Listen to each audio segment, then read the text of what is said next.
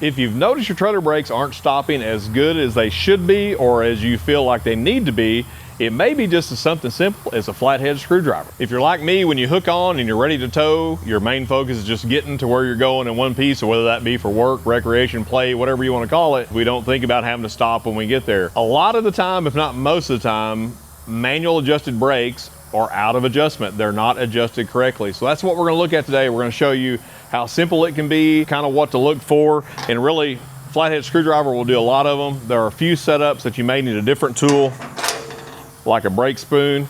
If you'll notice the two differences between this used to be this, and we modified it, and I'll let you know what we use this one for. So let's crawl underneath this trailer and take a look and see if we can adjust these brakes up. So the first thing we're going to do once we've got underneath is take the dust plug out on the back side of the brake assembly. If yours is missing the dust cover, that's no problem. That's pretty common. So just pop it out with a screwdriver or pick. Flathead screwdriver usually works great. We're going to see if we can zoom the camera in so you can see the star wheel. I don't know if we can. Try to get some light. Can y'all see that in there okay?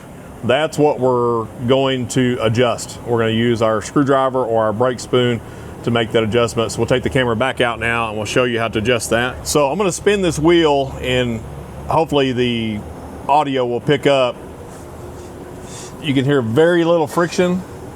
It's making contact in a few places here and there, but barely. So we do need to adjust this up. If you've recently done a brake job or if you've bought a new trailer, just note it's going to take about 200 miles or so to get the brakes properly seated in.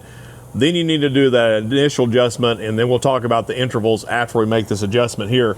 So we'll start with a flathead screwdriver. That way, if that's all you've got, and if you can get it in here, there's no reason to go out and buy a brake spoon. A brake spoon does sometimes make it easier to get in there, but we'll do it with the screwdriver to start with. The question I get asked, which direction? Well, this is the way I remember it. If you're spinning the wheel up, so that would be the screwdriver going down, so wheel is going up, that's more. If you're doing the wheel down, so that would be this direction, that's going down, so that would be less. That's the way I remember it, but you have to get in here and feel the little star wheel and just do a few clicks at a time. I like to spin the wheel while I'm doing it.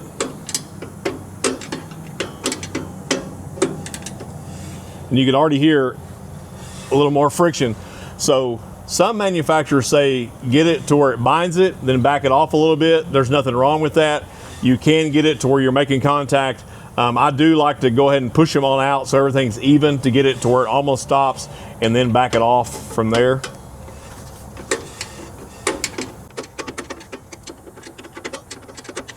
So that's getting more. So we're getting pretty close now.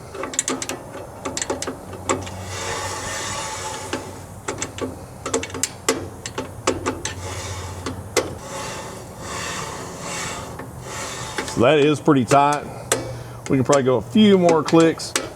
So that is tight. Do not leave it like that. That is way too tight. After you've pushed the shoes out, everything is in place, then you need to back it off to where it's just barely got some drag or some friction on it, and that's where you have to do that off of sound and feel.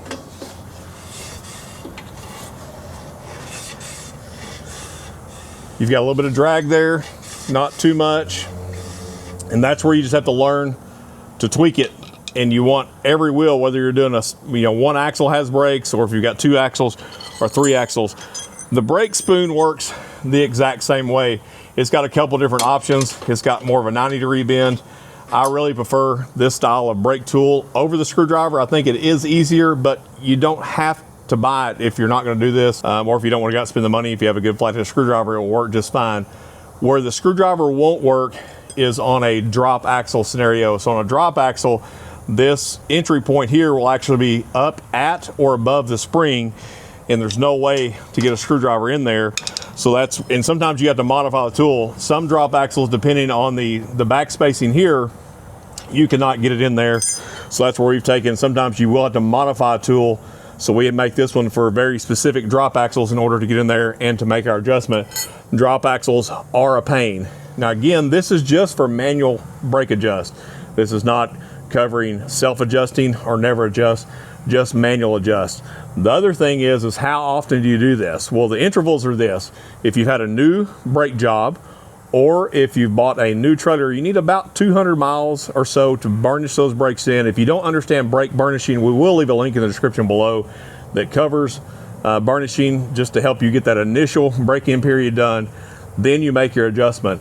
After that adjustment, then it's every 3,000 miles after that. And I know I've had people comment, well, I'm not gonna get underneath there to adjust my brakes every 3,000 miles. And if you don't wanna do that, that's fine. They're just not going to stop. And what that will cause is your magnet, once the shoes wear, because they have to be manually adjusted, you're gonna start cranking up the brake controller. The magnet is gonna end up eating into the surface of the backside of the drum.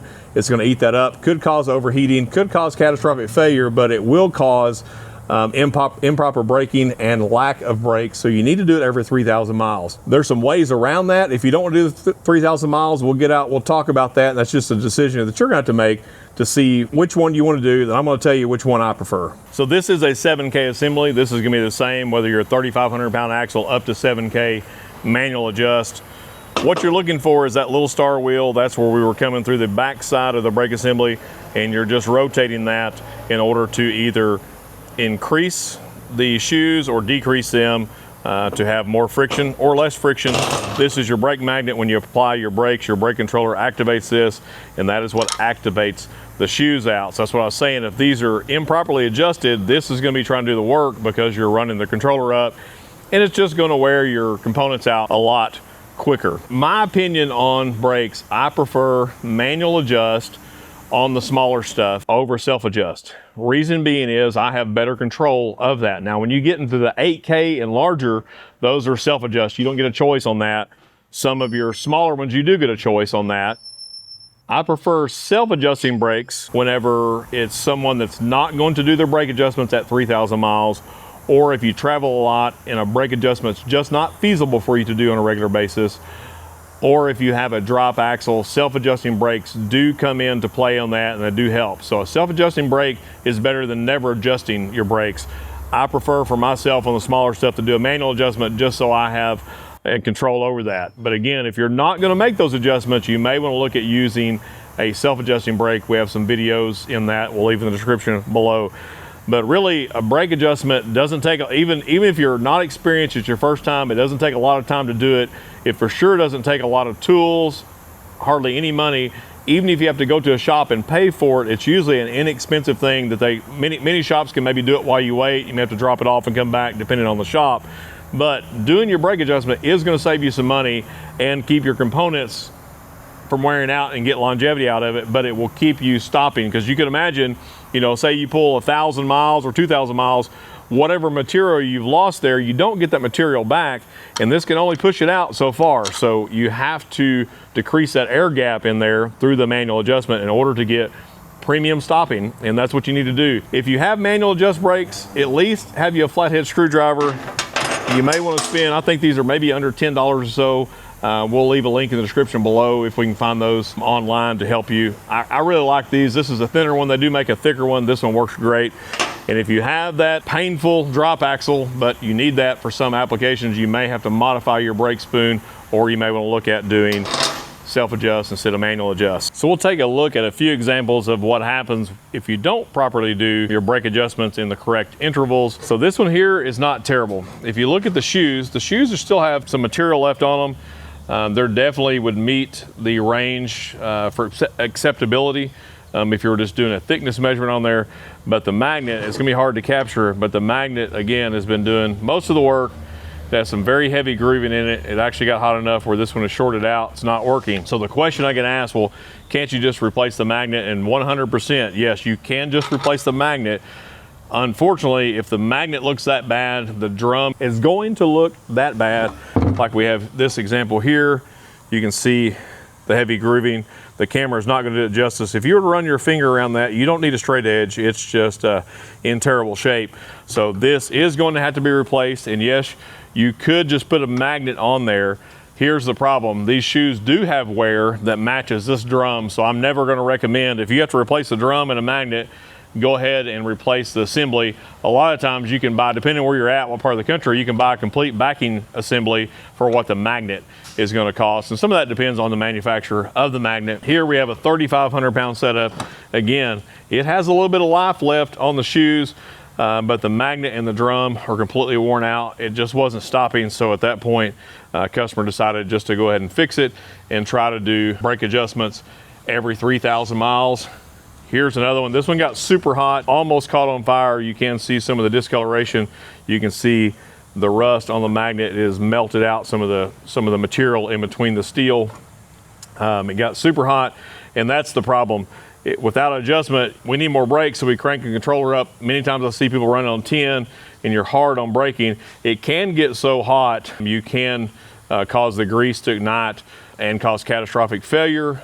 You could cause property damage, or you could hurt somebody if the hub were to fall off, and that's usually what happens. This will get so hot, it heats your bearings up, you lose your lubrication, whether that be grease or oil, and then you have catastrophic failure, and it's very dangerous. Here is something I'm going to show you that even if you do your brake adjustment every 3,000 miles, if you're religious about doing it, you have the proper tools, it's not going to matter. This is one instance where a brake adjustment is not going to help you whatsoever.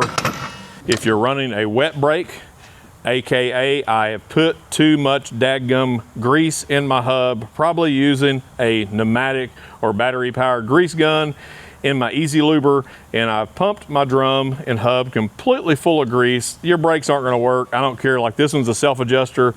I don't care if you're running self adjust, you adjust, your brother-in-law adjusts for you, whoever, it's not going to work. So you got to keep the grease out of there. You got to keep it maintenance. You got to keep it free of contaminant in there. So if you want to know how not to overpack your drum full of grease, we'll leave a link in the description below on how to properly repack bearings and what you can do wrong if you're using the Easy Lube style setup, or maybe even a bearing buddy, because brake adjustment is not going to help you on this one. It's a full replacement. Sometimes if you do this, you can salvage the drum, but not in all cases. But if you get it greasy, she ain't going to stop.